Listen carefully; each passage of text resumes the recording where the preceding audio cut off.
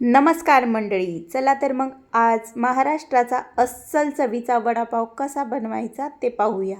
त्यासाठी इथं बटाटा उकडून साल काढून घेतला, 1 वाटी बेसन पीठ, त्यामध्ये हळद, थोडंसं लाल तिखट, ओवा, चवीनुसार मीठ आणि थोडं थोडं पाणी टाकून मिक्स करून घेतलं। लगेच वाटण बनवून घेण्यासाठी हिरवी मिरची, अद्रक, लसूण, थोडेसे जिरे, चवीनुसार मीठ टाकून छान वाटण बनवून घेतलं। लगेच पॅनमध्ये 2 चमचे तेल, जिरे, मोहरी, कढीपत्ता, वाटलेलं वाटण टाकून छान परतून घेतलं।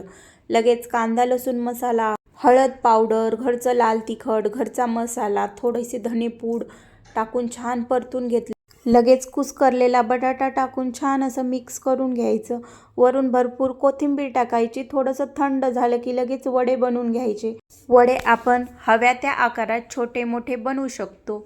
लगेच बॅटरमध्ये पाव चमचा खाण्याचा सोडा टाकून छान मिक्स करून घेतलं आणि लगेच वडापावच्या चटणीसाठी इथं शेव तळून घेतली आणि लगेच बनवलेले वडे बॅटरमध्ये एक एक बुडून घेतला आणि चमच्यानेच तेलामध्ये सोडून घेतला।